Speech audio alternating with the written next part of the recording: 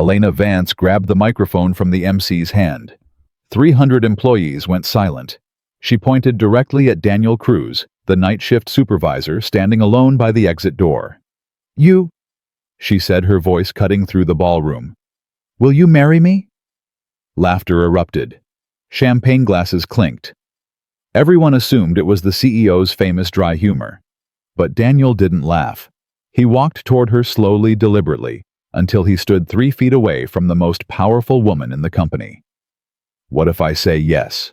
he said. The laughter died. Elena's smile vanished. No one knew that this single moment would trigger a conspiracy that could destroy them both. Comment your city below so I can see how far this story travels. Daniel Cruz arrived at the Grand Meridian Hotel every evening at exactly 9:45 p.m. Not because anyone told him to, not because he wanted overtime. He came early because 15 minutes of silence before the chaos started was the only peace he got in a day filled with noise. He poured himself coffee from the staff room pot, always burned, always too strong, and scrolled through his phone. 3 messages from his mother. 1 photo from the babysitter. Sophie asleep on the couch, her stuffed elephant tucked under her chin. He typed back, "Don't let her stay up past 8 tomorrow. She gets cranky." The response came immediately. "She's 5. She's always cranky." Daniel smiled. It was small, brief, gone before anyone could see it. He slipped the phone into his pocket and headed to the front desk for shift handover. Cruz. The day supervisor, a man named Tommy with a permanent scowl, thrust a clipboard at him. "We got a problem in 1408. Guest says the AC is broken. Maintenance says it's fine. Guest is threatening to call corporate." "I'll handle it." "You always say that." "Because I always do." Tommy grunted and grabbed his jacket. "One of these days you're going to learn to say no." Daniel didn't respond. He just took the clipboard and walked toward the elevator. Room 1408 was occupied by a man in his 60s with silver hair and a watch that cost more than Daniel's car. He stood in the doorway with his arms crossed, blocking the entrance like a general defending a fortress. "About time," the man snapped. "I've been waiting 45 minutes. "I apologize for the delay, sir. I'm Daniel, the night supervisor. May I come in and take a look?" "Your maintenance guy already looked, said there's nothing wrong, but I'm telling you the room is freezing." Daniel stepped inside. He didn't touch the thermostat. Instead, he walked to the window and placed his hand against the glass. Cold air seeped through a gap in the seal. "Sir, I think I found the issue. The window insulation needs to be replaced. I can move you to another room tonight, same floor, same view, and we'll have this fixed by morning." The man's expression softened, just slightly. "Why didn't the other guy notice that?" "He was looking at the AC. I was looking at the problem." The guest stared at him for a moment. Then he nodded. "Fine. Make it quick." 20 minutes later, the guest was settled in a new room, and Daniel was back at the front desk updating the maintenance log. His phone buzzed. Another photo from the babysitter, Sophie, awake, now holding up a crayon drawing of a stick figure with brown hair. The caption read, "She says this is you. She's very proud." Daniel's chest tightened. He saved the photo to his favorites folder, the one that already had 200 pictures just like it. Elena Vance did not sleep. It wasn't insomnia. It was choice. Sleep felt like surrender, and Elena had not surrendered to anything in 38 years. At 2 a.m., she sat in her corner office on the 42nd floor of the Meridian Tower, reviewing quarterly reports. Revenue was up. Guest satisfaction was stable. Expansion plans were on track. But something felt wrong. She couldn't name it, couldn't quantify it. It was a feeling, an itch at the back of her mind that wouldn't go away. Her phone buzzed. A text from her assistant board meeting moved to Thursday. "Marcus wants to discuss the Phoenix acquisition." Elena frowned. Marcus Webb had been pushing the Phoenix deal for months, a boutique hotel chain in Arizona that he claimed would complete their western expansion. The numbers looked good on paper. Too good. She typed back, "Tell Marcus I want a full audit before Thursday. Independent firm. No internal reviews." The response came quickly. "He won't like that." Elena set down her phone. Good. She decided to walk the floors. It was an old habit from her early days back when she was a regional manager with something to prove. She used to visit every property unannounced, checking rooms, talking to staff, watching how things ran when no one expected the boss. Now she was CEO. She didn't need to do it anymore, but tonight she needed to move. Needed to think. She took the elevator down to the lobby and stepped out into the quiet hum of the night shift. A few guests lingered by the bar. A bellhop pushed a luggage cart toward the service elevator. The front desk was empty except for one person, Daniel Cruz. He was on the phone speaking quietly, his back half turned. She caught fragments of the conversation. "I know, Mom. I'm trying.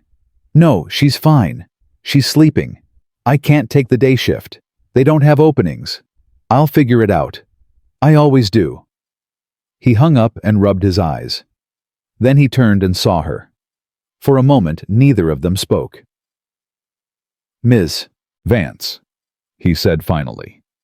"Can I help you with something?" "Just walking the floors." She studied him. "Long night." "They're all long." "I noticed you handled the situation in 1408. Guest left a positive comment in the system." Daniel shrugged. He just needed someone to listen. Most people don't listen. They react. Reacting doesn't solve anything. Elena tilted her head.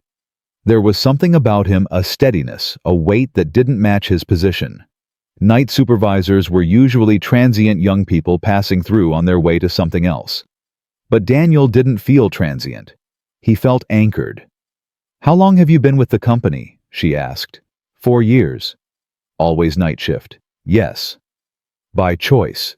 He hesitated. "By necessity." She waited for him to elaborate. He didn't. "Well," she said, stepping back. "Keep up the good work, Mr. Cruz." "Daniel," he said. "Just Daniel." She nodded once and walked away. But something about that conversation stayed with her. She couldn't shake it. 3 weeks later, the annual company gala arrived. Elena hated these events. The forced smiles, the political small talk, the endless parade of executives trying to impress her. But the board insisted on visibility, and visibility meant standing in a ballroom for 4 hours pretending to enjoy herself. She wore a black dress, simple, elegant armor. Her assistant had suggested something more colorful, more approachable. Elena had declined. The ballroom was packed. 300 employees from every department, plus board members, investors, and a handful of local politicians who had somehow gotten themselves invited. Champagne flowed, music played, laughter echoed off the crystal chandeliers. Elena stood near the stage, nursing a glass of sparkling water, counting the minutes until she could leave. "You look thrilled." Marcus Webb appeared at her side, grinning. He was tall, polished, the kind of handsome that came from expensive grooming and careful self-promotion. "I'm here," Elena said flatly. "That's enough. Come on, Elena, loosen up. This is a celebration." "Of what?" "Of success, of growth, of everything we've built." She glanced at him. "We—" Marcus's smile flickered just for a second. "The company," he corrected. "Of course." Elena turned back to the crowd. She spotted Daniel near the exit, standing alone, looking as uncomfortable as she felt. He wore a dark suit that didn't quite fit, probably borrowed or rented, and he kept checking his phone. "Who's that?" Marcus followed her gaze. "Night shift, right?" "Daniel Cruz. Night supervisor." "Ah." Marcus's tone shifted. "The one who flagged those vendor invoices last month." Elena turned sharply. "What?" "Nothing. Just some discrepancies he noticed. Accounting handled it. And you didn't tell me? It was minor. Clerical error. Marcus waved his hand dismissively. You have bigger things to worry about. Elena didn't respond, but she filed the information away. Daniel had flagged invoices. Marcus had dismissed it, and Marcus was pushing a major acquisition that Elena hadn't fully vetted. Coincidence? Maybe. The MC took the stage and called for attention. Ladies and gentlemen, before we continue with tonight's festivities, I want to take a moment to recognize someone very special. Elena assumed it was another award, another plaque for some middle manager who had exceeded quarterly targets. Our CEO, Elena Vance. Applause erupted. Elena forced a smile and raised her glass. Now, the MC continued, I've been informed that our fearless leader is still single. Any brave souls out there want to take a shot? Laughter rippled through the crowd. Elena's smile tightened. Come on, Elena, someone shouted from the back. When are you gonna settle down? More laughter. More jokes. The same tired comments she'd heard for 20 years. Something snapped inside her. She set down her glass, walked to the stage, and took the microphone from the MC's hand. The room went quiet. Elena scanned the crowd slowly. Her eyes landed on Daniel, still standing by the exit, watching her with an expression she couldn't read. You want to know when I'll settle down? She said, her voice carrying across the ballroom. Fine. She pointed directly at Daniel. You. Will you marry me? Jibag. The room erupted. Laughter gasps scattered applause. Champagne glasses clinked. Someone whistled. Everyone assumed it was a joke, the CEO's famous dry humor finally making an appearance. But Daniel didn't laugh. He set down his drink. He straightened his borrowed suit. And he walked toward her slowly, deliberately cutting through the crowd like a man walking into a storm. 300 people watched in silence as he stopped 3 feet away from the most powerful woman in the company. Elena's heart was pounding. This was supposed to be a joke, a way to shut down the comments, redirect the attention, reclaim control of the room. But Daniel wasn't playing along. What if I say yes? He said. His voice was calm, steady, completely serious. The laughter stopped. Elena's smile vanished. For 5 full seconds, no one moved. No one breathed. The only sound was the soft clink of ice settling in someone's glass. Then Daniel leaned in close enough that only she could hear and whispered, I don't make promises I can't keep. Think about what you really want. Then ask me again. He stepped back, nodded once, and walked out of the ballroom. Elena stood frozen on the stage. Microphone still in hand, 300 pairs of eyes fixed on her face. She had no idea what had just happened, but she knew with absolute certainty that everything was about to change. The next morning, the rumor started.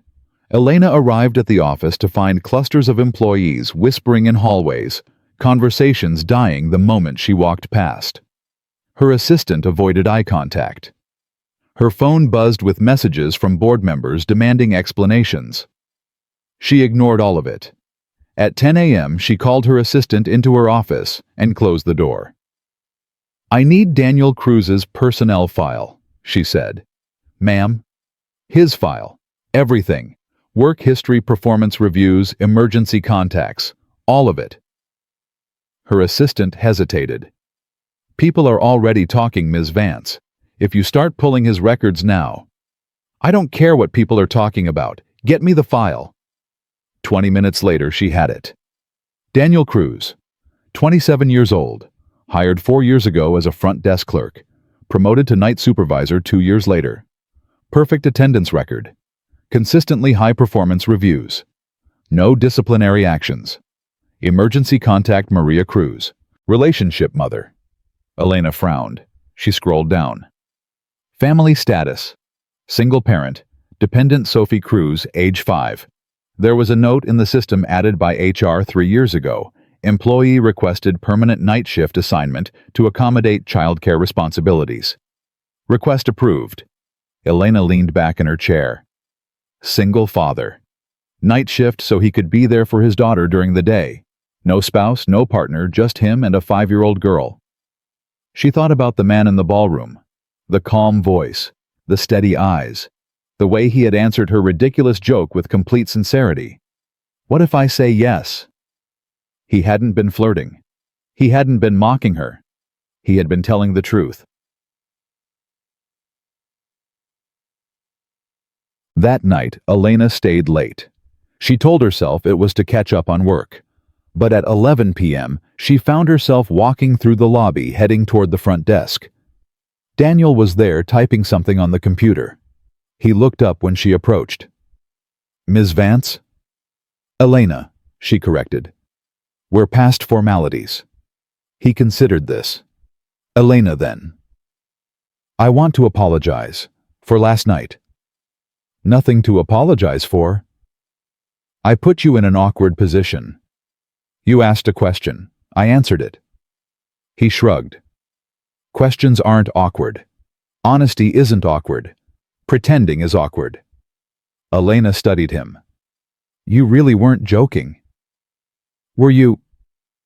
She opened her mouth, closed it. For the first time in years, she didn't have a ready answer. Daniel's expression softened just slightly. "I'm not asking for anything," he said. "I'm not trying to climb any ladder or make any moves. I have a daughter at home who needs me. That's my whole world. But when someone asks me a direct question, I give a direct answer, even if it's uncomfortable. And if I asked you again?" He met her eyes. "Then I'd tell you the same thing I said last night. Think about what you really want. Because I don't do games, Elena. I don't have time for them." The phone rang. Daniel answered it, his attention shifting immediately to the guest on the line. Elena stood there for a moment, watching him work. Then she turned and walked back to the elevator. She had a lot of thinking to do. Jubbed. Marcus Webb sat in his office watching the security footage from the gala on his laptop. He had rewound the same 30 seconds a dozen times. Elena pointing at Daniel, Daniel walking toward her.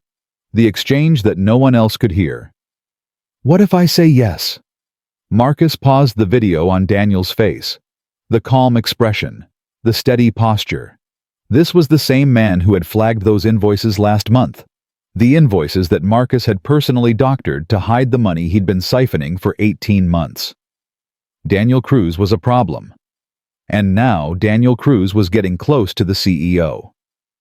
Marcus picked up his phone and dialed a number.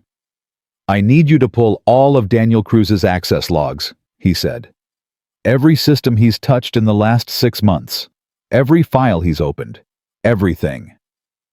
A pause on the other end. "Just do it," Marcus said. "And keep it quiet." He hung up and turned back to the frozen image on his screen. Daniel Cruz had no idea what was coming, but he was about to find out. Elena did not sleep that night. She lay in her penthouse apartment staring at the ceiling, replaying the conversation in her mind. Daniel's voice. His calm certainty. The way he had looked at her, not with ambition or desire or calculation, but with something she couldn't name. "I don't do games. I don't have time for them." She had built her entire career on games. Strategy. Positioning. Knowing when to push and when to retreat. Every relationship she'd ever had, professional or personal, operated on those rules. But Daniel didn't play by any rules she recognized. At 5 a.m., she gave up on sleep and went to the gym in her building. She ran on the treadmill until her legs burned and her mind finally went quiet. Then she showered, dressed, and drove to the office 2 hours early. Her assistant was already there, looking nervous. "The board wants a call," she said. 9 o'clock. "About?" "They didn't say, but I think it's about the gala." Elena set down her bag. "Tell them I'm available." Also, Marcus left 3 messages. He wants to discuss the Phoenix acquisition before the board meeting Thursday. "Tell Marcus I'll reach out when I'm ready." Her assistant hesitated. He seemed insistent.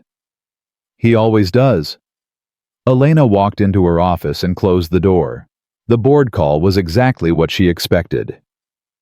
8 faces on a screen, all of them frowning, all of them concerned about optics and perception and the message it sends when the CEO makes jokes about marrying employees. Elena listened without interrupting. When they finished, she spoke. "Gentlemen, I appreciate your concern, but I assure you my personal life, or lack thereof, has no impact on my ability to lead this company. The incident at the gala was a harmless moment that's already been forgotten by everyone except the people in this call." That's not entirely true. Richard Hayes, the chairman, leaned forward. "Marcus informed us that this employee, Daniel Cruz, has been flagged for potential policy violations." Elena's jaw tightened. Flagged by whom? Internal audit. Apparently he accessed files above his clearance level last month. I've seen no report about this. It's still being compiled. Richard's tone was careful.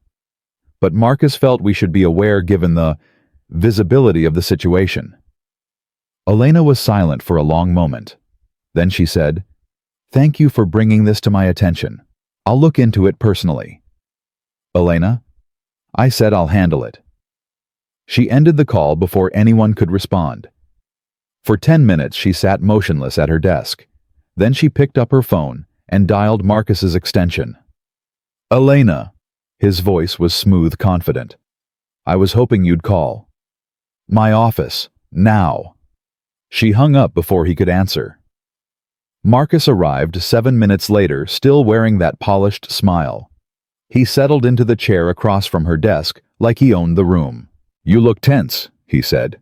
"Rough morning. What files did Daniel Cruz access?" Marcus's smile didn't waver, but something flickered behind his eyes. "I'm sorry.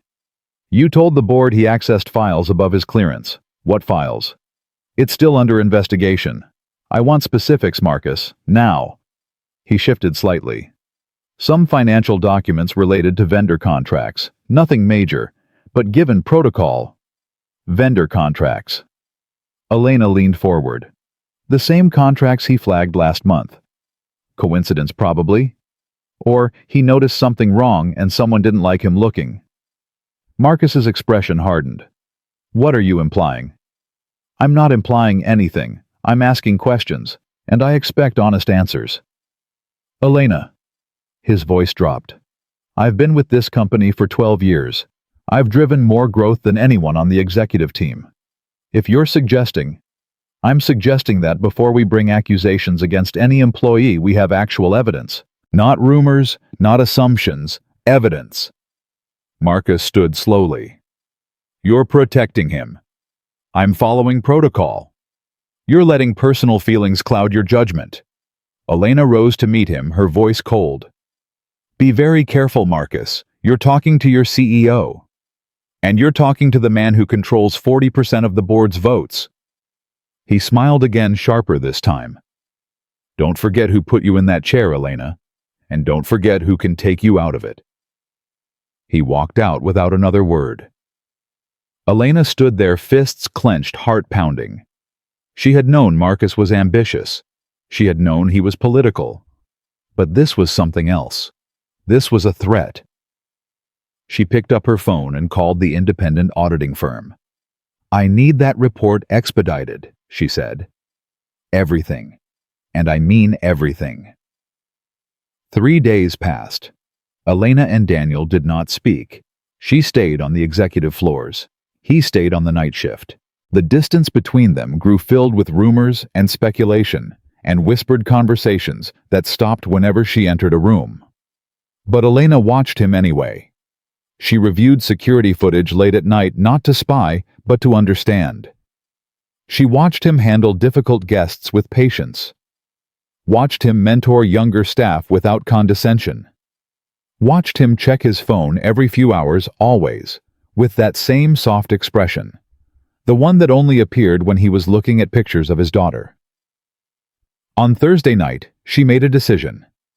At 11 p.m., she took the elevator down to the lobby.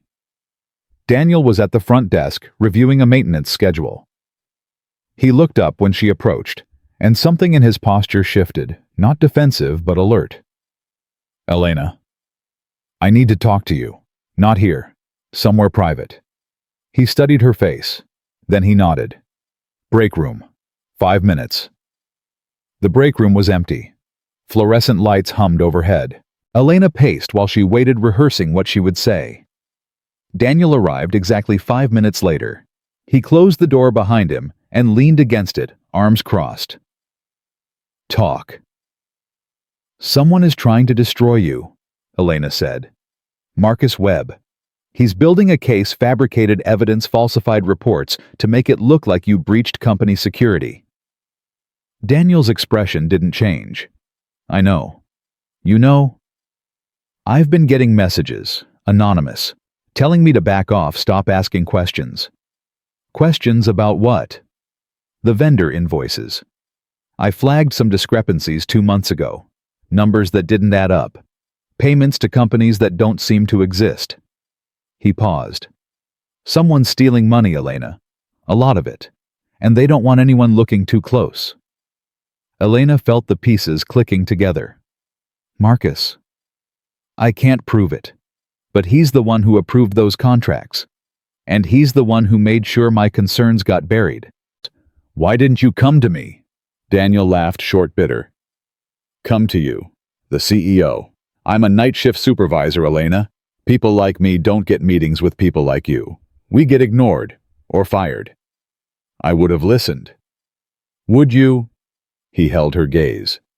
Or would you have done what everyone else does, protected the guy with the corner office and thrown me under the bus? The accusation stung because it was true. 3 months ago, she might have done exactly that. Trusted Marcus. Dismissed the concerns of some low-level employee. Protected the status quo. I'm listening now, she said quietly. Daniel was silent for a long moment.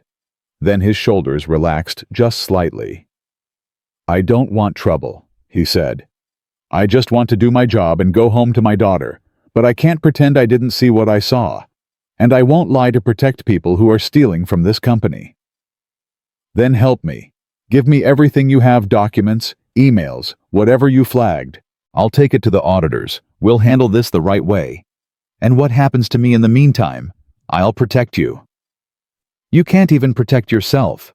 Marcus has the board in his pocket. If he wants you gone, let me worry about Marcus. Elena stepped closer. I need you to trust me, Daniel. I know I haven't given you much reason to, but I'm asking anyway. He studied her face for a long time, searching for something. Doubt. Deception. The calculation that came so naturally to people in her position. Whatever he was looking for, he didn't find it. Okay, he said finally. I'll send you what I have. But if this goes wrong, it won't. If it goes wrong, he repeated. I have a 5-year-old daughter who needs me. She doesn't have anyone else. So whatever you're planning, it better work. Elena nodded. It will. I promise. Daniel held her gaze for another moment. Then he opened the door and walked out. Elena stood alone in the break room, heart pounding, mind racing. She had just made a promise she wasn't sure she could keep. The documents arrived in her personal email at 3 a.m. Elena read through them until dawn. Invoice copies, payment records, company names she didn't recognize, amounts that seemed reasonable individually but added up to something staggering when viewed together. Daniel had been thorough. Every discrepancy was highlighted. Every question was noted. He had built a case without even realizing it. By 6 a.m., Elena had forwarded everything to the auditing firm with a single instruction: Priority 1. Then she went home, slept for 4 hours, and returned to the office for the board meeting about the Phoenix acquisition. Marcus was already there, holding court at the head of the table. He looked confident, relaxed, completely in control. Elena took her seat and waited. Thank you all for coming, Marcus began. I know everyone's eager to move forward with Phoenix, so I'll keep this brief. The numbers are solid, the timeline is aggressive but achievable, and the strategic value is undeniable. He clicked through slides, revenue projections, market analysis, integration costs. Elena said nothing. Questions, Marcus asked, looking directly at her. Just one. Elena folded her hands on the table. Who conducted the due diligence on Phoenix's financials? Our internal team. Standard procedure. And the vendor contracts, who reviewed those? Marcus's smile flickered. Same team. Why? Because I've asked an independent firm to conduct a parallel review, just to be thorough. The room went silent. Board members exchanged glances. Richard Hayes cleared his throat. Elena, that seems excessive. We've already allocated resources. I understand. But given the size of this acquisition, I want to make sure we haven't missed anything. I'm sure Marcus agrees that due diligence is worth the extra time. All eyes turned to Marcus. He was still smiling, but it didn't reach his eyes anymore. Of course, he said smoothly. Whatever makes the board comfortable. Excellent. Elena stood. Then let's table this discussion until the independent review is complete. I'll have preliminary findings within 2 weeks. She walked out before anyone could object. In the hallway, Marcus caught up with her. What are you doing? His voice was low, dangerous. My job. You're stalling. You're trying to undermine a deal that took me 2 years to put together. I'm trying to protect this company. If the deal is solid, the review will confirm it. If it's not, she turned to face him. Then we'll have a different conversation. Marcus stepped closer. You think you're clever. You think bringing in outside auditors will save you. But you don't know who you're dealing with, Elena. I built this company. I own relationships you can't even imagine. And I will not let some night shift employee and his CEO girlfriend destroy everything I've worked for. Elena didn't flinch. Is that a confession or a threat? It's a warning. He smiled, cold, empty. Watch your back. He walked away. Elena watched him go, her pulse steady, her mind sharp. The war had begun. 2 weeks passed. Elena worked 18-hour days. She met with auditors, reviewed documents, cross-referenced data. She barely slept. She barely ate. She lived on coffee and determination. Daniel continued his shifts, but they found moments to talk. Brief conversations in empty hallways. Late-night phone calls when Sophie was asleep. They shared information, strategy, progress. And somewhere in between, they shared something else. Tell me about her, Elena said one night. They were sitting in her car in the parking garage, the only place they could talk without being watched. Sophie. Yes. Daniel's face softened. She's everything. She's got her mother's eyes. Her mother's stubbornness, too. She asked questions constantly. Why is the sky blue? Why do birds fly? Why does Daddy have to work at night? I never have good answers, but she doesn't seem to mind. What happened to her mother? The silence stretched. Elena thought she had pushed too far. Childbirth, Daniel said finally. Complications. The doctors said it was rare, a 1 in 10,000 thing. Sophie was fine. Rebecca wasn't. I'm sorry. It was 5 years ago. The grief doesn't go away, but it changes. It becomes part of you, part of how you see the world. He turned to look at her. Sophie is the only good thing that came out of the worst day of my life. I would do anything for her. Anything. Elena understood. She had never had children, never wanted them, or so she'd told herself. But looking at Daniel, seeing the depth of his love for his daughter, she felt something shift inside her. What does she think about all this? Elena asked. The investigation, the stress. She doesn't know the details. She just knows Daddy is tired. He smiled faintly. She asked me the other day if I was sad. I said no. She said I was lying because my eyes don't smile anymore. Kids notice everything. They do. He paused. She also asked about you. Elena's heart skipped. Me? She remembers you from the gala. You gave her a piece of candy in the break room when her babysitter was sick. She said you smell like vanilla and your voice is soft. I only met her for 5 minutes. 5 minutes is a lifetime to a 5-year-old. Daniel turned to face her fully. She asked if you were going to be around. I didn't know what to tell her. Elena swallowed. What do you want to tell her? The truth, whatever that turns out to be. They sat in silence for a long moment. Then Daniel reached over and took her hand. It was simple, undemanding, just two people holding on in the middle of chaos. I'm scared, Elena admitted. I don't get scared, but this scares me. Why? Because I don't know how to do this. I've spent my whole life building walls, keeping people out, protecting myself. And now? She looked at their intertwined fingers. Now I don't want walls anymore. And that terrifies me. Daniel squeezed her hand. Walls don't keep you safe. They keep you alone. Is that experience talking? 5 years of it. He lifted her hand and pressed his lips to her knuckles, gentle, almost reverent. I'm scared too. But I'm more scared of letting fear decide my life. I did that after Rebecca died. I hid, I worked, I survived. But I wasn't living. Not really. What changed? He looked at her. You asked me to marry you. Elena laughed, a surprised, genuine sound. That was a joke. No, it wasn't. Not really. You wanted a reaction. You wanted someone to see you. The real you. Not the CEO. Not the executive. Just Elena. He paused. I saw you. She felt tears prick her eyes. How do you do that? Do what? Say exactly what I need to hear.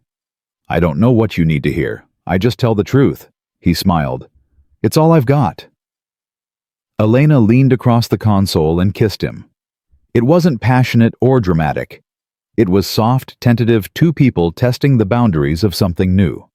When she pulled back, Daniel's eyes were closed. That was, he started. Complicated, she finished. I was going to say nice. She laughed again. Nice? I'm a simple man, Elena. Nice is a compliment. They sat together until midnight talking about everything and nothing. Their childhoods, their dreams, the futures they had imagined, and the ones they had actually lived. When Daniel finally left for his shift, Elena watched him go with a feeling she hadn't experienced in years. Hope. The next morning, Elena's phone rang at 6 a.m. It was the lead auditor. We found something, he said. You need to see this immediately. She was at the auditing firm's office by 7. They showed her everything. Bank records, shell companies, wire transfers, a systematic embezzlement scheme that had drained $3 million from the company over 18 months. And at the center of it all, Marcus Webb. We have enough to go to the authorities, the auditor said. But given his position, you may want to handle this internally first. Elena stared at the evidence spread across the table. $3 million. 18 months. And Marcus had been planning to use the Phoenix acquisition to cover his tracks' inflated purchase prices, hidden fees, contracts that would funnel even more money into his accounts. Daniel had been right about everything. Schedule a board meeting, Elena said. Tomorrow morning, emergency session. What about Marcus? Elena's jaw tightened. I'll handle Marcus myself. She drove to the office, walked directly to Marcus's door, and pushed it open without knocking. He looked up from his desk, surprised. Then his expression hardened. Elena, what a pleasant... It's over, Marcus. He leaned back in his chair. I don't know what you're talking about. $3 million, 18 months. Shell companies in Delaware and Nevada. Wire transfers to accounts in the Cayman Islands. She dropped a folder on his desk. The auditors found everything. Marcus didn't look at the folder. His eyes stayed fixed on her face. You think this will hold up? He said quietly. You think the board will take your word over mine? I think the board will take the word of an independent auditing firm with documented evidence. Evidence can be questioned. Auditors can be discredited. He stood slowly. You're making a mistake, Elena. A big one. The only mistake I made was trusting you. Marcus smiled that same cold, empty smile. You're going to regret this. Maybe? Elena turned toward the door. But you're going to regret it more. She walked out without looking back. Behind her, Marcus picked up his phone and dialed a number. It's me, he said. We have a problem. The CEO knows everything. We need to accelerate the plan. He paused, listening. Yes, Daniel Cruz. Make it happen tonight. He hung up and stared at the folder on his desk. If Elena wanted a war, she was going to get one, and Daniel Cruz was going to be the first casualty. Daniel's phone rang at 2 a.m. He was at the front desk reviewing a guest complaint when the screen lit up with an unknown number. He almost ignored it. Spam calls came at all hours, but something made him answer. Mr. Cruz. A woman's voice, professional but urgent. This is Mercy General Hospital. Your daughter Sophie was brought in 20 minutes ago. Daniel's blood went cold. What happened? There was an incident at your residence. Your babysitter called 911. Sophie is stable, but we need you here immediately. I'm on my way. He hung up and ran. He didn't clock out. He didn't tell anyone. He just sprinted through the lobby, past the confused security guard, out the front doors, and into the parking lot. His hands shook so badly he could barely get the keys in the ignition. Sophie. His Sophie. The only thing in the world that mattered. He drove 90 miles an hour through empty streets, running red lights, not caring about anything except getting to that hospital. His mind raced through every terrible possibility. Fire, break-in, accident, illness. Please God, let her be okay. Please. He reached Mercy General in 12 minutes. He abandoned his car at the emergency entrance and burst through the doors. Sophie Cruz, he gasped at the front desk. My daughter. She was brought in. The nurse frowned at her computer. I'm sorry, sir. I don't have anyone by that name. Check again. Sophie Cruz, 5 years old. Someone called me 20 minutes ago. The nurse typed slowly, her expression growing more confused. Sir, we haven't had any pediatric admissions tonight. Are you sure you have the right hospital? Daniel's stomach dropped. The woman said Mercy General. She said... His phone buzzed. A text from an unknown number. How does it feel to be played? Mr. Cruz. Daniel stared at the screen. His hands stopped shaking. The fear drained away, replaced by something colder. He called his babysitter. She answered on the second ring, groggy with sleep. Daniel. What's wrong? Is Sophie okay? She's fine. She's asleep. Why? Daniel closed his eyes. Nothing. Just a bad dream. Go back to sleep. He hung up and stood motionless in the hospital lobby, his mind working through what had just happened.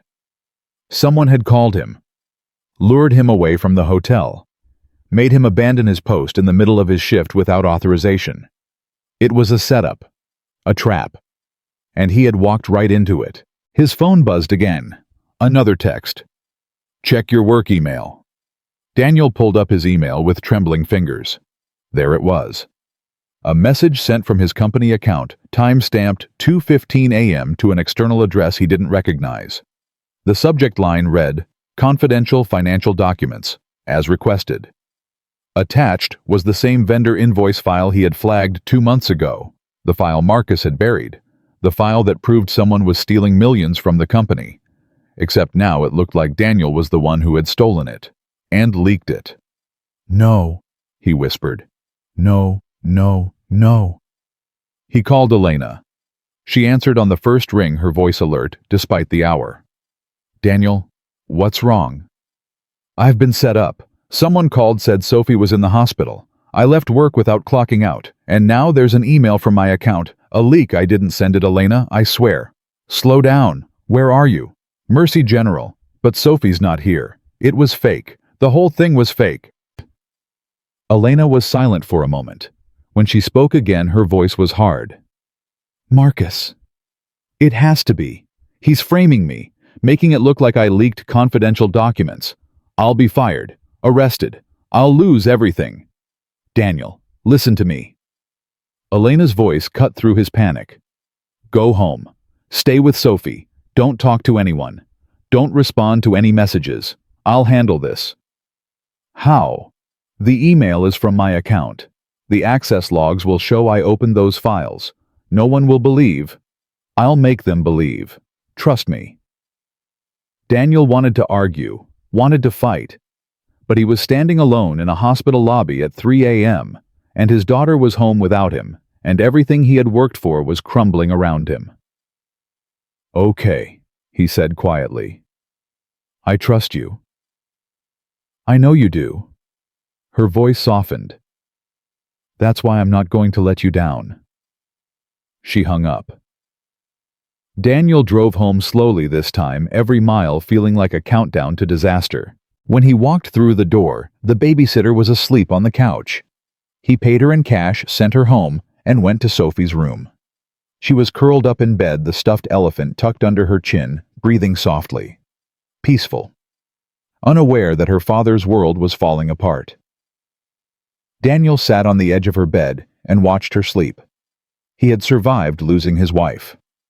He had rebuilt his life from nothing. He had worked nights for 4 years so he could be there when his daughter woke up. And now someone was trying to take it all away. He would not let that happen. Elena arrived at the office at 4 a.m. She went straight to the IT department, woke up the on-call technician, and demanded access to the email server logs. I need everything, she said. Every login, every IP address, every device that accessed Daniel Cruz's account in the last 24 hours. The technician looked nervous. Ma'am, I'll need authorization from... I'm the CEO. That's all the authorization you need. 20 minutes later, she had the logs. Daniel's email had been accessed from 2 devices overnight. One was his work computer at the front desk, logged in at 9:47 p.m. when his shift started. The other was a remote login at 2:15 a.m. from an IP address that traced back to a VPN server. Daniel had been at the hospital at 2:15 a.m., physically. There was no way he could have sent that email. Elena called the hospital and requested their security footage. They balked at first privacy concerns, legal requirements, but she used every ounce of influence she had. By 5 a.m., she had a time-stamped video of Daniel standing at the front desk at exactly 2:17 a.m., clearly visible, clearly not at a computer. Someone had spoofed his login, sent the email remotely, framed him with surgical precision. Elena knew exactly who. At 6 a.m., her phone rang. It was Richard Hayes, the board chairman. Elena, we have a situation. I'm aware. Marcus called an emergency meeting. He's presenting evidence that Daniel Cruz leaked confidential financial documents to an external party. The board is convening at 8. Richard, I need you to delay that meeting. I can't. Marcus has already notified the other members. This is out of my hands. Elena's grip tightened on the phone. Then tell them I'll be there, and I'll have evidence of my own. She hung up and called her assistant. I need everything from the independent audit, every document, every bank record, every wire transfer, printed and bound, in my hands by 7:30. That's an hour and a half. Make it happen.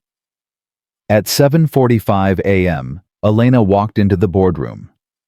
Marcus was already there, standing at the head of the table with a stack of folders in front of him. He looked confident, triumphant. 8 board members sat around the table, their expressions ranging from curious to concerned to openly hostile. Elena took her seat and set down her own stack of documents. Good morning, she said calmly. I understand we're here to discuss a security breach. Marcus smiled. We are, and I'm afraid the evidence is quite damning. He clicked a button, and a projection appeared on the wall. Email headers, timestamps, Daniel's name. Last night at 2:15 a.m., an email was sent from Daniel Cruz's company account to an external address. Attached to that email were confidential financial documents, documents that could severely damage our competitive position if they fell into the wrong hands. Murmurs rippled through the room. Furthermore, Marcus continued, Mr. Cruz abandoned his post at 2:03 a.m. without authorization. Security footage shows him running out of the building. He was gone for over an hour. He was lured away, Elena said. Marcus raised an eyebrow. Excuse me.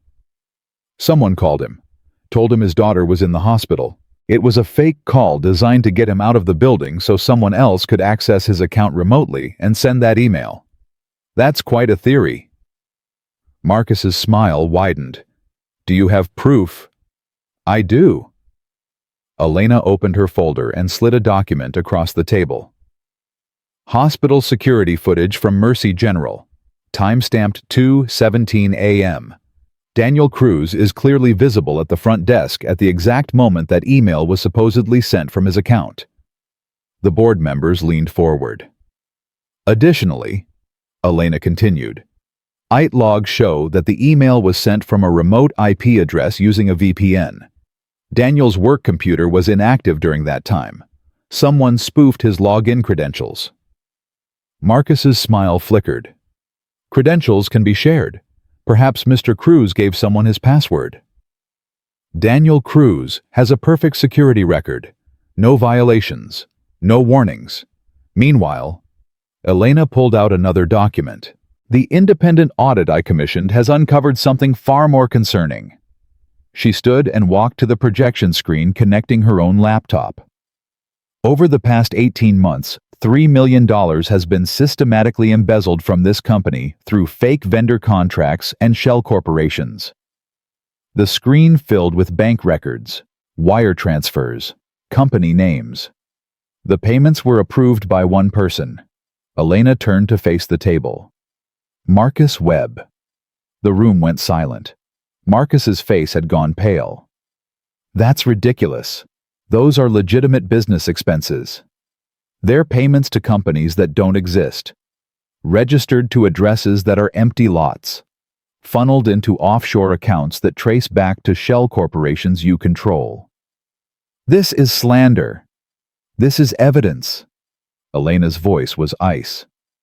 And the auditors have already forwarded their findings to federal investigators. Marcus stood so abruptly, his chair fell backward. You can't do this.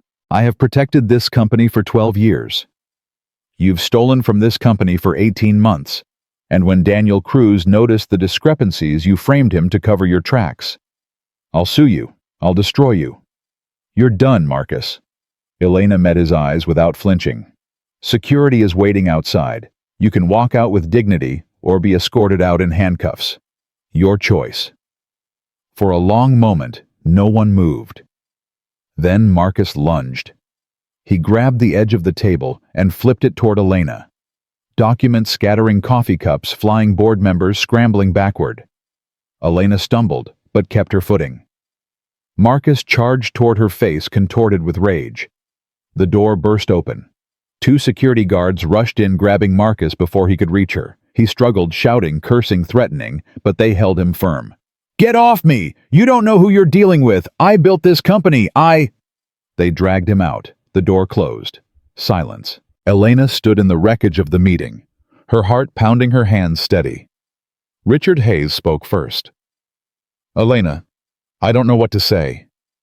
You don't have to say anything. She turned to face the board. Except that Daniel Cruz is cleared of all accusations, effective immediately. One by one, the board members nodded. All in favor, Richard said. 8 hands went up. Motion passed. He looked at Elena with something like respect. You've earned our trust today. I hope you know that. I hope I can keep earning it. Elena gathered her documents and walked toward the door. She had won the battle, but she still needed to tell Daniel it was over. She found him in the parking garage. He was sitting in his car, engine off, staring at his phone. When she knocked on the window, he startled, then saw her face and unlocked the door. She slid into the passenger seat. It's done, she said. Marcus has been removed. The board cleared you. Your name is clean." Daniel didn't respond immediately. He just sat there processing. "How?" he finally asked. "Evidence. The hospital footage proved you weren't at your computer when the email was sent. The audit proved Marcus was stealing. Once the board saw the full picture, it was over."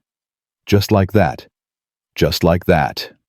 Daniel exhaled slowly, a sound that carried months of fear and tension and sleepless nights. "I didn't know if you could do it," he admitted. "I wanted to believe you, but I've been let down before, by systems, by people with power. I didn't know if this time would be different." "Is it different?" He turned to look at her. His eyes were red-rimmed, exhausted, but there was something else there too, something warm. "Yeah," he said quietly. "It's different." Elena reached over and took his hand. "I need to tell you something," she said. "When I confronted Marcus this morning, I wasn't just fighting for the company. I wasn't just fighting for justice or integrity or any of those corporate words. What were you fighting for? You." She squeezed his hand. "I was fighting for you, because somewhere in the middle of all this chaos I realized something." "What?" Elena took a breath. "That joke at the gala, the proposal, it wasn't really a joke. I didn't know it at the time, maybe I wasn't ready to admit it, but when I pointed at you in that crowded room and asked if you'd marry me, I think part of me meant it." Daniel was silent. "I know that's insane," Elena continued. "We barely knew each other. We come from completely different worlds. You're a night shift supervisor with a 5-year-old daughter, and I'm a CEO who lives in a penthouse and hasn't taken a vacation in 3 years. On paper, none of this makes sense. But when you said, 'What if I say yes?'" She paused. "No one has ever answered me like that. With honesty. With courage. Without playing games." She met his eyes. "You saw me, Daniel, the real me, and you didn't run." "Why would I run?" "Because most people do. When they see past the title and the office and the success, when they see that underneath it all, I'm just as scared and lonely as everyone else, they leave, or they try to use it. But you didn't." Daniel lifted her hand and pressed it against his chest. She could feel his heartbeat steady strong. "I'm not going anywhere," he said. "I've spent 5 years raising my daughter alone. 5 years working nights and missing holidays and wondering if I was doing enough. And in all that time, I never let myself think about what I wanted, what I needed." He paused. "Until you." "What do you need?" "Someone who sees Sophie and me as a package deal. Someone who doesn't need me to be more than I am. Someone who—" His voice caught. "Someone who's willing to stay." "I'm willing. Even though it's complicated. Especially because it's complicated." Elena leaned closer. "I don't want easy, Daniel. I've had easy. Easy is boring. I want real. I want messy. I want Sunday mornings with pancakes and stuffed elephants and a 5-year-old asking too many questions." Daniel laughed a real laugh, the first she'd heard from him. "Sophie does ask a lot of questions. I look forward to every single one." He kissed her then. Not soft or tentative like before, but certain. Sure. A kiss that said everything words couldn't. When they finally pulled apart, Elena was smiling. "So," she said, "about that proposal." Daniel raised an eyebrow. "You want an answer?" "I want a real answer. Not, what if I say yes? An actual yes or no." He pretended to consider. "I don't know. There are a lot of factors to weigh. Financial compatibility, long-term goals, whether you can make pancakes." Elena punched his shoulder. Daniel laughed again and caught her hand. "Yes," he said simply. "Yes. Yes. When you're ready, truly ready, ask me again, and I'll say yes." Elena felt tears prick her eyes. "What if I'm never ready?" "Then we'll figure it out together. That's what partners do." She leaned against him, head on his shoulder, watching the sun rise through the windshield. For the first time in months, she felt something she had almost forgotten existed: peace. But even as they sat there in the quiet morning light, neither of them noticed the figure watching from the shadows of the parking garage. Marcus Webb had been escorted out of the building, but he had not been escorted out of their lives. Not yet. His phone buzzed. A message from his lawyer. Bail set at $500,000. Can have you out by noon. Marcus typed back a single word. Good. He pocketed the phone and disappeared into the stairwell. This wasn't over, not by a long shot. 3 days passed without incident. Daniel returned to work. Elena ran the company. They stole moments together when they could: coffee in her office, late-night phone calls, a stolen lunch at the cafe 2 blocks away where no one from work ever went. It felt almost normal. Almost. But Elena couldn't shake the feeling that something was coming. Marcus had been released on bail the same day he was arrested. His lawyers had filed motions to dismiss. The investigation was ongoing, but federal cases moved slowly, and Marcus had resources, money, connections, influence that reached further than Elena wanted to admit. On Thursday morning, she called Daniel into her office. "Close the door," she said. He did. Then he sat across from her, his expression shifting when he saw her face. "What's wrong?"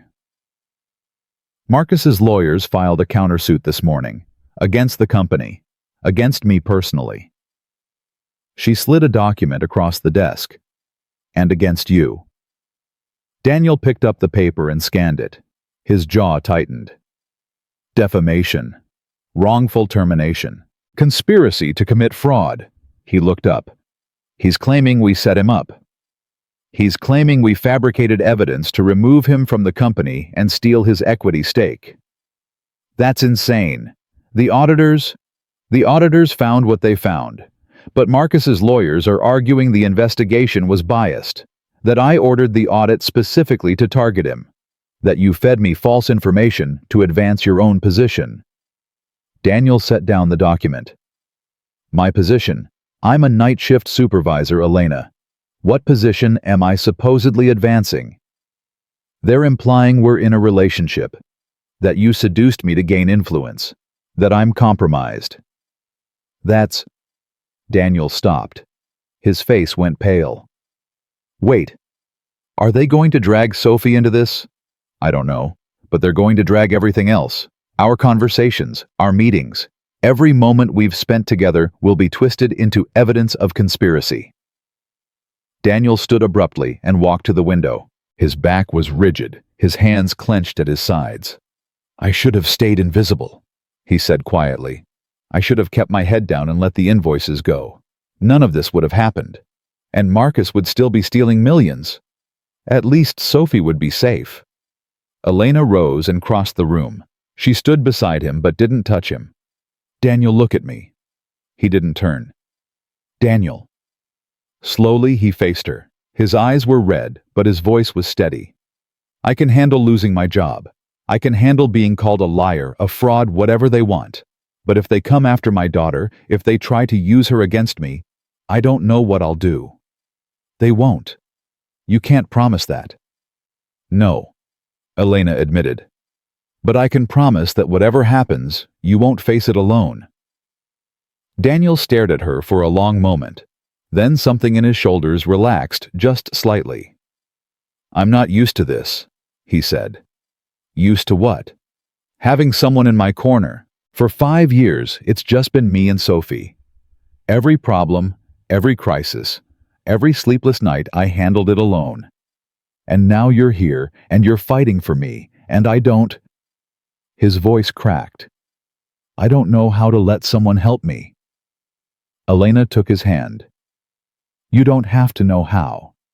You just have to let me try. Before he could respond, her phone buzzed. She glanced at the screen, and her expression hardened. It's Richard Hayes. The board is calling an emergency meeting. About the lawsuit. About everything. She squeezed his hand once, then let go. I have to go. Stay here. Don't talk to anyone. I'll call you as soon as it's over." She was gone before he could argue. The boardroom felt different this time. Last week, Elena had walked in with evidence and conviction. She had exposed Marcus and won. But today the faces around the table were guarded, uncertain. The dynamic had shifted. Richard Hayes sat at the head of the table, his expression grave. "Thank you for coming, Elena. Please sit." She remained standing. "What's this about Richard?" "Marcus's lawyers have made a formal demand. They want the company to settle the lawsuit out of court." "Settle on what grounds?" "They're offering to drop all claims against the company in exchange for 3 things. Richard pulled out a document. First, a public statement acknowledging that Marcus was wrongfully terminated. Second, a settlement payment of $10 million. And third, he paused. And third, Elena pressed, "Your resignation." The room went silent. Elena felt the words hit her like a physical blow. She kept her face neutral, but inside everything was spinning. "My resignation," she repeated. "Marcus's position is that you orchestrated a personal vendetta against him, that you used company resources to pursue a romantic relationship with a subordinate, and that your judgment is compromised." "That's a lie." "It may be, but the optics are damaging. The media is already picking up the story. If this goes to trial, it will become a circus. Our stock price has already dropped 4% since the lawsuit was filed." Elena looked around the table. Some board members avoided her eyes. Others watched with expressions she couldn't read. "You're seriously considering this?" she said. "We're considering what's best for the company." "What's best for the company is telling Marcus Webb to go to hell." "Elena, he stole $3 million. He framed an innocent employee. He's a criminal, and you want to pay him $10 million and let me take the fall." Richard's voice was calm. "We want to avoid a prolonged legal battle that could cost us far more than $10 million. We want to protect shareholder value, and yes, we want to preserve the company's reputation. By sacrificing mine. By making a difficult decision in a difficult situation." Elena planted her hands on the table and leaned forward. "Let me be very clear, Richard. I am not resigning. I am not settling. And I am not letting Marcus Webb rewrite history to make himself the victim." "Then what do you propose?" "Fight. Take this to court. Let the evidence speak for itself. And if we lose, we won't lose." Richard exchanged glances with the other board members.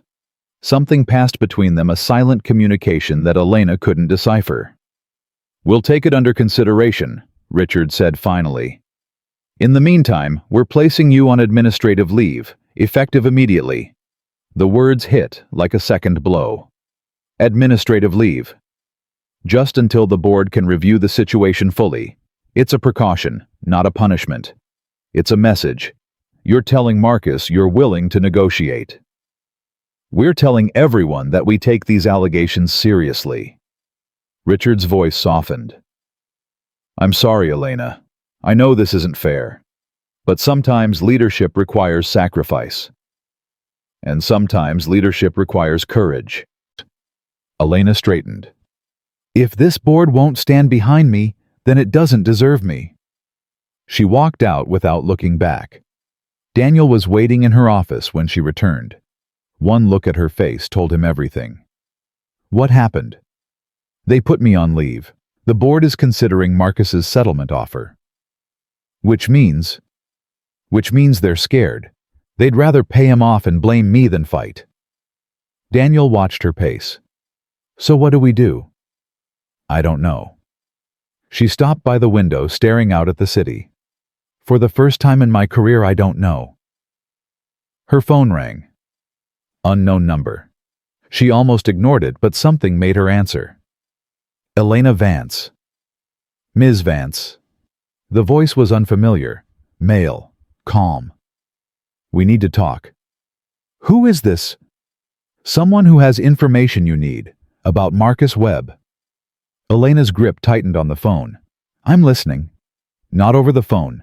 Meet me at the corner of 5th and Market. 30 minutes. Come alone." The line went dead. Daniel stepped closer. Who was that? I don't know, but they say they have information about Marcus. It could be a trap. It could be. Or it could be our only chance to end this. Elena, you can't just meet some stranger in a random location. After everything Marcus has done, I know the risks. She met his eyes. But I'm out of options, Daniel. The board is ready to throw me away. The lawsuit is gaining traction. If there's even a chance this person has something useful, I have to take it. Then I'm coming with you. They said to come alone. I don't care what they said. Elena studied his face. The determination, the fear, the unwavering loyalty. You're not going to let me do this by myself, are you? I already told you, I'm not going anywhere. She almost smiled. Fine, but stay out of sight. If something goes wrong, I'll be there. She nodded once. Then she grabbed her coat and headed for the door. The corner of 5th and Market was crowded with lunchtime traffic. Elena stood near a coffee cart, pretending to check her phone, watching every face that passed. Daniel was half a block away, positioned near a newsstand where he could see her but wouldn't be noticed. 5 minutes passed. 10. Elena was about to give up when a man in a gray suit approached. He was middle-aged, unremarkable looking, the kind of person you'd forget as soon as you looked away. Ms. Vance. Who are you? My name is Thomas Riley. I used to work for Marcus Webb. Elena's posture shifted. Used to. I was his personal accountant for 6 years. I helped him set up the shell companies. I processed the wire transfers. He paused. I know everything. Why are you telling me this? Because Marcus tried to kill me. Elena stared at him. 3 weeks ago, Thomas continued. I told Marcus I wanted out. The investigation was getting too close. I was scared. He said he understood. 2 days later, someone cut my brake lines. I nearly drove off a bridge. You think Marcus ordered it? I know he did. He called me that night. Said he was sorry it had to happen that way. Said I should have been smarter. And you survived? Barely. Thomas pulled out a flash drive. This contains everything. Bank records, emails, contracts, every piece of evidence you need to bury him. I've been hiding for weeks trying to figure out what to do. Then I saw the news about you, about the lawsuit, and I realized you're the only one who might actually use this. Elena took the flash drive. Why didn't you go to the police? Because Marcus has people everywhere. Cops, lawyers, politicians. The only way this ends is if someone with power and resources takes him down publicly. Someone who can't be bought. He met her eyes. That's you, Ms. Vance. And what do you want in return? Protection, immunity, a chance to disappear before Marcus finds out I'm still alive. Elena turned the flash drive over in her hand. It was small, smaller than her thumb, but it felt heavy with the weight of everything it contained. I can't promise immunity. That's up to the federal prosecutors. But you can connect me with them. Make sure my testimony gets heard. I can do that. Thomas nodded. Then we have a deal. He turned to leave, then stopped. One more thing. Marcus isn't just trying to protect himself. He's trying to destroy you because you're the only threat he's ever actually feared. He paused. That should tell you something. He walked away and disappeared into the crowd. Elena stared at the flash drive for a long moment. Then she called Daniel. I got it, she said. Everything we need. They spent that night in Elena's apartment going through the files. It was worse than they had imagined. 3 million was just the beginning. The flash drive contained records of bribes, kickbacks, illegal payments to board members who had looked the other way. Marcus hadn't just been stealing, he had been building a network of corruption that reached into every level of the company. My God, Elena whispered, scrolling through email after email. He's been doing this for almost 10 years, long before I became CEO. Daniel sat beside her, reading over her shoulder. Some of these board members, they knew. 2 of them at least. Richard Hayes isn't on this list, but these 2, she pointed. They've been receiving payments for years. No wonder they wanted to settle. What do we do? Elena closed the laptop.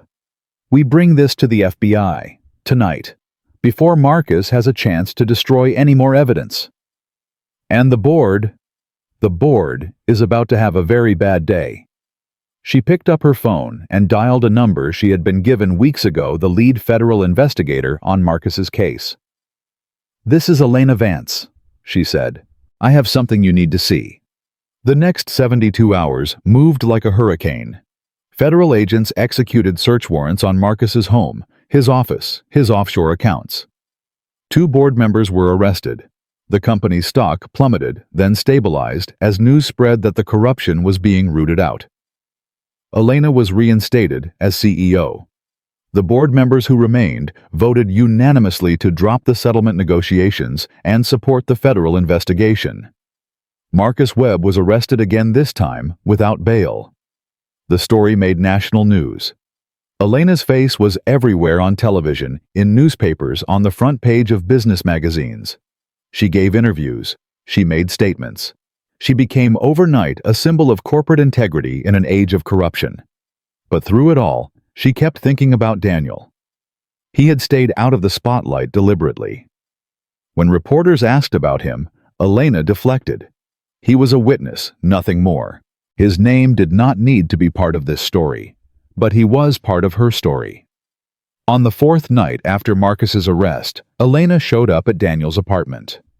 It was small, 2 bedrooms, modest furniture, toys scattered across the living room floor. Sophie's drawings covered the refrigerator. A stuffed elephant sat on the couch. Daniel opened the door and smiled when he saw her. Rough day. Rough month. Come in. Sophie's asleep, but I can make coffee. They sat at his kitchen table, mugs warming their hands, the weight of everything slowly lifting. I wanted to thank you, Elena said. For what? For believing in me, for fighting with me, for not letting me give up. Daniel shrugged. You would have done the same for me. Would I? She looked at him. A few months ago, I'm not sure I would have. I was so focused on protecting myself, on maintaining control, that I didn't see what really mattered. And now I see it. She set down her mug. I see you, Daniel. I see Sophie. I see the life you've built with nothing but hard work and love, and I want to be part of it. Daniel was quiet for a moment. Elena, I'm not rich. I'm not powerful. I can't give you the life you're used to. I don't want the life I'm used to. I want something real. Real is messy. I know. Real is Sophie waking up at 3 a.m. with nightmares. It's burnt pancakes and missed deadlines and never having enough time. I know. Real is... His voice broke. Real is loving someone so much it scares you. Elena reached across the table and took his hand. I know, she said softly. And I'm ready. Daniel lifted her hand to his lips and kissed it. Then stay, he whispered. Tonight. Tomorrow. As long as you want. What about Sophie? Sophie asked me last night if you were coming to visit. She did. She said she wants to show you her drawings. She made one of you. Elena felt tears prick her eyes. Of me? She drew a lady with yellow hair and a big smile. She said it's the lady who makes Daddy happy. Elena laughed a wet, emotional sound. I don't have yellow hair. Close enough for a 5-year-old. They sat together in the quiet kitchen, holding hands across the table, the world outside finally blessedly still. I never answered your question, Daniel said. What question? At the gala, when you asked if I would marry you. Elena's heart skipped. You said, what if I say yes? That's not an answer. That's a deflection. Are you ready to give me a real answer? Daniel stood. He walked to the counter, opened a drawer, and pulled out something small. When he turned back, he was holding a ring. It wasn't expensive, a simple silver band with a small diamond. The kind of ring a night shift supervisor could afford. The kind of ring that meant everything and nothing about money. Rebecca's mother gave this to me after she died, Daniel said. She told me to give it to the next woman who deserved it. Elena stopped breathing. I've kept it in that drawer for 5 years, he continued, waiting for someone I never thought would come. And then you walked into that ballroom and pointed at me and asked a question I didn't know how to answer. He crossed the room and knelt in front of her chair. Elena Vance, I'm not asking you to change who you are. I'm not asking you to give up your career or your ambitions or anything that makes you who you are. I'm just asking you to let me love you, to let Sophie love you, to build something real together. He held up the ring. Will you marry me? Elena looked at the ring, at his face, at the life she had never imagined, but suddenly wanted more than anything. Yes, she said. Daniel slipped the ring onto her finger. It fit perfectly. Elena woke up to the sound of small footsteps. She opened her eyes, slowly disoriented for a moment, by the unfamiliar ceiling, the narrow bed, the stuffed elephant wedged against her shoulder. Then she remembered. Daniel's apartment. The ring on her finger. The word yes still echoing in her chest. The bedroom door creaked open. A tiny face appeared in the gap. Brown eyes wide with curiosity, tangled hair sticking up in every direction. Sophie. Daddy! The little girl's voice was a whisper. There's a lady in your bed. Elena heard Daniel's soft laugh from somewhere in the hallway. Then he appeared behind Sophie, scooping her up in one arm. That's Elena, sweetheart. Remember the lady from Daddy's work? Sophie studied Elena with the serious intensity that only children possess. The one who gave me candy. That's her. Why is she sleeping here? Daniel glanced at Elena, his eyes warm with amusement and something deeper. Because she's going to be part of our family now. Sophie's brow furrowed. She looked at Elena, then at her father, then back at Elena. Does she know how to make pancakes? Elena sat up slowly, pulling the blanket around her shoulders. I can learn. Daddy burns them sometimes. I've heard. Sophie considered this information.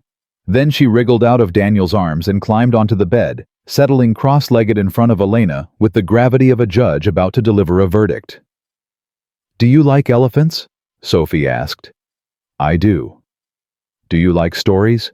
Very much. Do you like Daddy? Elena felt her throat tighten. I love your daddy. Sophie nodded slowly, processing this.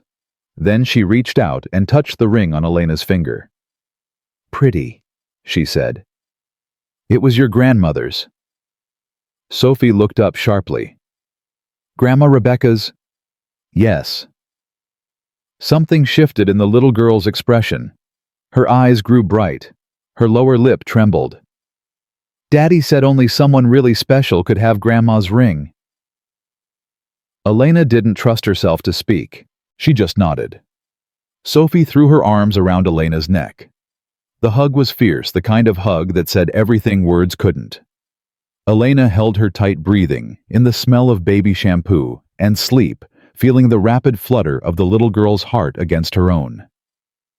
Welcome to our family, Sophie whispered.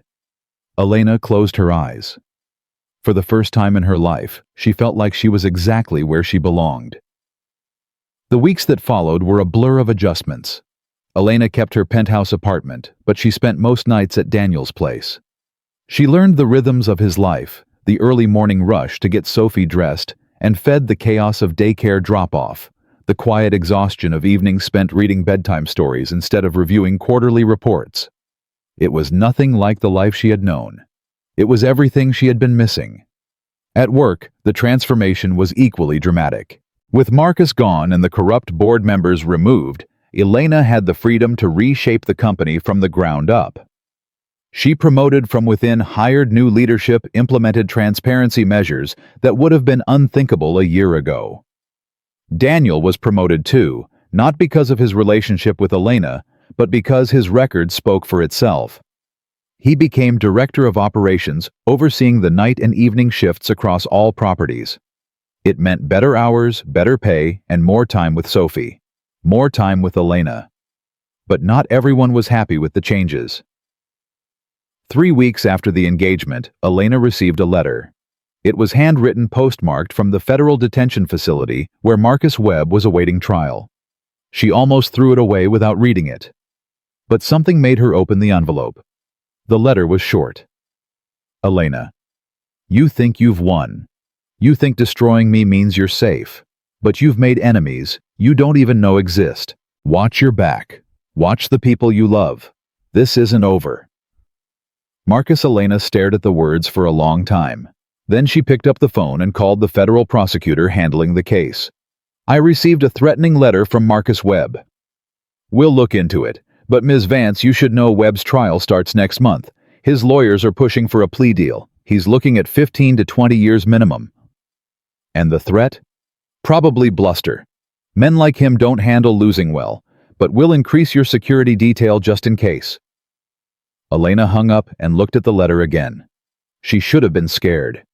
A year ago, she would have been terrified. But something had changed. She had someone to fight for now, someone to come home to, someone worth protecting. She crumpled the letter and threw it in the trash. Marcus Webb had already taken too much of her life. He wasn't going to take any more. The trial began on a gray Monday in November. Elena testified for 3 days. She laid out everything: the embezzlement, the frame-up, the corruption, the threats. The evidence was overwhelming. Thomas Riley's testimony corroborated every detail. Bank records, emails, wire transfers, all of it pointed to one man. Marcus sat at the defense table, throughout his expression unreadable. He had aged in the months since his arrest. His expensive suit hung loose on his frame. His famous confidence had evaporated. When the verdict came, Elena was sitting in the gallery between Daniel and her lawyer. On the count of embezzlement in the first degree, we find the defendant guilty. On the count of fraud, we find the defendant guilty. On the count of conspiracy to commit obstruction of justice, we find the defendant guilty. 12 counts, 12 guilty verdicts. Marcus didn't react. He just stared straight ahead as the bailiffs approached to take him into custody. But as they led him past the gallery, he stopped. His eyes found Elena. "This isn't over," he said quietly. Elena stood. She held his gaze without flinching. "Yes, it is." The bailiffs pulled him away. Daniel reached for her hand. She took it gratefully. "You okay?" he asked. "I will be." They walked out of the courthouse together into the pale November sunlight, leaving Marcus Webb and everything he represented behind them. The sentencing came 2 weeks later. 22 years in federal prison. No possibility of parole for at least 15. Elena watched the news coverage from Daniel's couch. Sophie curled up beside her with a picture book. "Is the bad man going away?" Sophie asked, not looking up from her drawings. Elena glanced at Daniel, who nodded. "Yes, sweetheart. The bad man is going away for a very long time." "Good." Sophie turned a page. "He made Daddy sad. I don't like people who make Daddy sad." Elena stroked the little girl's hair. "Neither do I." Sophie leaned against her side, warm and trusting. "Elena." "Yes." "When are you and Daddy getting married?" Elena laughed softly. "We haven't picked a date yet." "Can I pick it?" "Maybe." "What date would you choose?" Sophie thought carefully. "My birthday." "Your birthday is in 3 weeks." "I know." Sophie looked up with wide, hopeful eyes. "Then I get a birthday party and a wedding, double presents." Daniel choked on his coffee. Elena grinned. "I think that's a conflict of interest, sweetheart." "What's a conflict of interest?" "It means you're trying to get extra cake." Sophie considered this. "Is that bad?" "Depends on who you ask." "I'm asking you." Elena pretended to think. "How about this? We get married, and you get to be the flower girl. And you get a special birthday cake all to yourself." Sophie's eyes went wide. "With flowers on it?" "Whatever kind you want." "And can I wear a princess dress?" "The most beautiful princess dress we can find." Sophie threw her arms around Elena's neck. "You're the best almost mommy ever." Elena froze. Almost mommy. The words hit her somewhere deep, somewhere she had built walls around years ago. Walls that had kept her safe, but also kept her alone. She looked at Daniel over Sophie's head. His eyes were bright. "You don't have to," he started. "I want to," Elena said. Her voice was thick. "I want to be her almost mommy. And then someday, if she wants, I want to be her real mommy." Sophie pulled back, her small face serious. "I already have a real mommy," she said. "She's in heaven. Daddy told me." "I know, sweetheart. I would never try to replace her." "But Daddy says hearts can grow. He says we can love new people without forgetting the old ones." Elena's throat tightened. "Your daddy is very wise." "He says you make his heart bigger." Elena looked at Daniel. He was wiping his eyes with the back of his hand. "She makes mine bigger too," Elena whispered. Sophie nodded, satisfied. "Then it's settled. You can be my bonus mommy," she grinned. "Like a bonus level in a video game." Daniel burst out laughing. The tension broke like a wave. "Where does she get this stuff?" Elena asked. "Daycare. They corrupt them young." Sophie bounced off the couch. "Can we have pizza for dinner? To celebrate." "Celebrate what?" "My new bonus mommy, duh." She ran toward the kitchen before either of them could respond. Elena looked at Daniel. "Bonus mommy," she said. "Better than almost mommy. Much better." He leaned over and kissed her soft, gentle, full of promise. "I love you," he said. "I love you too. Even though my daughter negotiates like a Wall Street trader. Especially because of that. She gets it from her father." Daniel grinned. "I prefer to think of it as strategic thinking. Call it whatever you want. I'm still ordering the pizza." The wedding was small. Elena had once imagined a grand affair, hundreds of guests, a designer dress coverage in society magazines. The kind of wedding that announced to the world that she had made it. But that was before Daniel. Before Sophie. Before she understood what really mattered. They were married in the garden of Daniel's mother's house on a Saturday afternoon in early December. 30 people attended, close friends. Family, a few trusted colleagues. No press. No photographers except Daniel's cousin, who had promised to stay off social media. Sophie was the flower girl, as promised. She wore a white dress with pink flowers embroidered on the hem, and she took her job so seriously that she counted each petal before throwing it. 1, 2, 3, that's too many," she muttered, picking one up and putting it back in her basket. "Gotta make them last." The guests laughed. Elena bit her lip to keep from crying. Daniel wore a simple gray suit.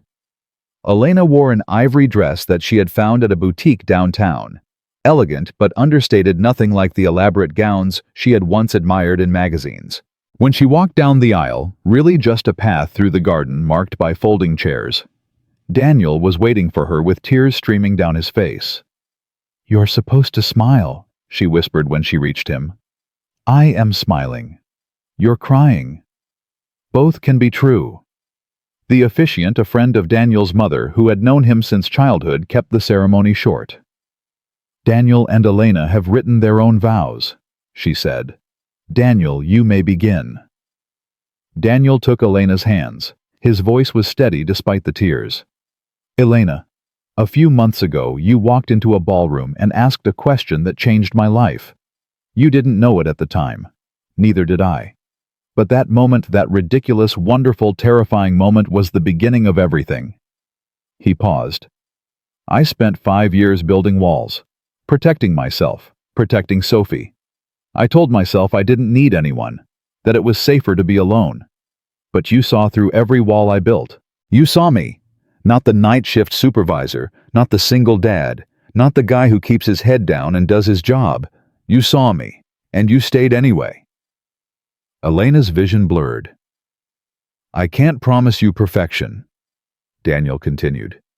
I can't promise fancy vacations or expensive gifts or a life without struggle. But I can promise you this: I will love you every single day. I will stand beside you in every storm. I will be your partner, your ally, your biggest fan, and I will never, ever stop choosing you. He squeezed her hands. You asked me once what would happen if you asked me to marry you. Now you know. The answer was always yes. It just took me a while to say it out loud. Elena laughed through her tears. My turn. Please. She took a breath. Daniel, I've spent my whole life trying to prove myself. To boards, to investors, to a world that told me I had to be harder, stronger, tougher than everyone else just to survive. I built a career on never showing weakness, never letting anyone in, never needing anyone. She paused. And then I met a man who left work at 5 o'clock every day no matter what. Who carried pictures of his daughter in his wallet like precious treasure. Who answered a ridiculous question from his CEO with the most honest words I've ever heard. Daniel's hands tightened around hers. You taught me that strength isn't about walls. It's about letting people see through them. You taught me that success means nothing if you don't have someone to share it with. And you taught me that love, real love, isn't about finding someone perfect. It's about finding someone who makes your imperfections feel like gifts. She lifted their joined hands. I choose you, Daniel Cruz. Not because you're the safe choice or the smart choice or the strategic choice. I choose you because you make me want to be better. Because you make Sophie laugh and me cry, and somehow, miraculously, you make this crazy life feel like exactly where I'm supposed to be. She smiled through her tears. So yes. 1,000 times yes. For today, for tomorrow, for every day we have left. Yes. The officiant was crying too. By the power vested in me, she managed, I now pronounce you husband and wife. Daniel, you may kiss your bride. He did. The small crowd erupted in cheers. Sophie ran forward and threw herself between them, demanding to be included. Group hug! She shouted. Daniel scooped her up. Elena wrapped her arms around both of them. For one perfect moment, the three of them stood together, a family complete whole. I love you, Daddy, Sophie said. I love you too, sweetheart. I love you, Elena. Elena kissed the top of her head. I love you too, bonus daughter. Sophie giggled. That's not a real thing. It is now. They walked back down the aisle together, the CEO, the night shift supervisor, and the 5-year-old who had brought them together. The reception was held in the backyard. There was no band, no elaborate decorations, no 5-course meal, just tables covered in white cloth catering from Sophie's favorite restaurant, and a cake shaped like an elephant because Sophie had insisted. It's my almost birthday, she had argued. I should get to pick the cake. Elena had agreed immediately. Daniel had learned long ago not to argue with either of them. As the sun began to set, Elena found a quiet moment away from the crowd. She stood at the edge of the garden, looking at the sky turning orange and pink, feeling the weight of the ring on her finger. Different now, joined by a wedding band, but still carrying the same meaning it always had. Daniel appeared beside her, hiding from the guests, taking a moment. She leaned against him. It's been quite a year. That's an understatement. A year ago, I was alone in my penthouse reviewing spreadsheets at midnight, wondering if this was all there was. And now I have a husband who makes terrible coffee and a daughter who judges my pancake skills. Daniel laughed. My coffee isn't that bad. Daniel, it's terrible. Sophie likes it. Sophie puts chocolate syrup in hers. That doesn't count. He wrapped his arm around her shoulders. Any regrets? Elena thought about the question, really thought about it. She had lost things this year. Her sense of invincibility, her carefully constructed walls, her belief that she could control everything if she just worked hard enough. But she had gained so much more. Not one, she said. Not even the part where you proposed to a stranger at a company gala. That wasn't a proposal, it was a test. A test. I wanted to see if there was anyone in that room who would actually be honest with me. She looked at him. You were the only one who passed. Daniel smiled. I almost didn't answer. What stopped you? Your eyes. You looked terrified, like you were drowning and no one could see it. He paused. I know that feeling. I've lived with that feeling for 5 years, and I thought, maybe I can help. Maybe I can at least try. By saying, what if I say yes? By being honest. Whatever happened next, at least, I would have told the truth. Elena reached up and touched his face. That's why I love you, she said, because you're the most honest person I've ever met. I'm also the person who's going to drag you back to the party before Sophie eats all the cake. Elena laughed. She wouldn't. She would absolutely. I've seen her do it before. They walked back together hand in hand into the warmth and laughter of their wedding celebration. Sophie had not in fact eaten all the cake, but she had definitely made a dent. I only had 3 pieces, she said when confronted. That's not that many. That's 3 more than most people. Most people don't appreciate good cake. Elena knelt down to Sophie's level. I think it's time for you to take a break from cake. Sophie pouted. But it's so good. I know. But if you eat too much, you'll have a tummy ache, and then you won't be able to dance. Sophie's eyes went wide. There's dancing? There's always dancing at weddings. Will you dance with me? I would love to dance with you. Sophie grabbed her hand and pulled her toward the small dance floor that had been set up in the center of the yard. A speaker was playing soft music, nothing fancy, just a playlist Daniel's cousin had put together. They danced. It was messy and uncoordinated and perfect. Daniel joined them halfway through the second song, lifting Sophie onto his hip so she could be at their height. My 2 favorite girls, he said. I'm not a girl, Sophie corrected. I'm a bonus daughter. My apologies. My 2 favorite people. Better? They swayed together as the music played and the sun finished setting and the stars began to appear one by one.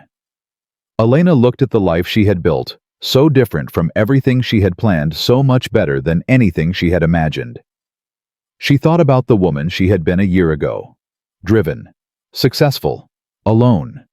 She thought about the woman she was now.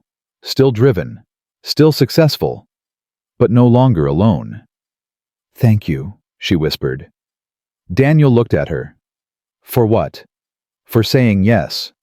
You asked first. I asked as a joke. No, you didn't. He held her gaze. You asked because you were tired of pretending, and I answered because I was tired of being afraid. Elena rested her head on his shoulder, Sophie tucked between them. I'm not afraid anymore, she said. Neither am I. The music changed to something slower. Sophie yawned. Daddy, I'm sleepy. I know, sweetheart. It's been a big day. The biggest. He kissed her forehead. Time for bed. Can Elena tuck me in? Elena's heart swelled. Of course. She carried Sophie inside, up the stairs to the small bedroom covered in elephant decorations and crayon drawings. She helped her change into pajamas, tucked her under the covers, and sat on the edge of the bed. Elena. Yes. Are you going to be here tomorrow? I am. And the day after? Every day. Sophie smiled sleepily. Good. I like when you're here. The house feels less quiet. Elena brushed the hair from Sophie's face. I like being here too. Will you read me a story? Which one? Sophie pointed to a book on the nightstand. It was well worn, the cover faded from countless readings. This was Mommy's favorite, Sophie said. Daddy reads it to me every night. Elena picked up the book. It was a simple story about a little elephant who goes on an adventure and finds his way home. She began to read. Halfway through, Sophie's eyes drifted closed. By the last page, she was asleep. Elena set down the book and watched her for a moment. This small person who had lost so much and loved so freely, who had accepted Elena not as a replacement for what she had lost, but as something new and wonderful and wholly her own. "I'll take care of her," Elena whispered. "I promise." She kissed Sophie's forehead and slipped out of the room. Daniel was waiting in the hallway. "She's asleep," Elena said. "Thank you for reading to her, for everything." She asked for her mother's favorite book. Daniel's expression shifted. Something tender and sad and grateful all at once. "Rebecca would have liked you," he said. "You think so?" "I know so. She always said I needed someone who wouldn't let me disappear, someone who would drag me back into the world when I tried to hide." He took her hand. "That's you." Elena laced her fingers through his. "I'm not going anywhere, Daniel. Not ever." "I know. And neither are you." "I know that too." They stood together in the quiet hallway, the sounds of the party drifting up from below. Their daughter asleep behind them, their whole lives stretching out ahead. "So," Daniel said. "What now?" Elena smiled. "Now we live. Together. As a family. For as long as we have." "That's not a very specific plan." "I'm learning to be okay with that." Daniel laughed and pulled her close. "I love you, Elena Cruz." She felt the name settle over her like a blessing. Elena Cruz. Not Elena Vance, the CEO. Not Elena Vance, the woman who had built walls around herself so high that no one could reach her. Elena Cruz. Wife, mother, part of something bigger than herself. "I love you too," she said. They walked downstairs together, back to their guests, back to their celebration, back to the life they had chosen. A year ago, Elena Vance had asked a stranger to marry her as a joke. He had answered with the truth. And in the end, the truth was all that mattered. They had found each other, two broken people who had learned to be whole together. Two lonely hearts that had grown large enough to hold each other's pain and joy and hope and fear. They had built something real, something lasting, something worth fighting for. And they would keep building it day by day, choice by choice for the rest of their lives. Because love isn't about finding someone perfect. It's about finding someone worth the risk and saying yes.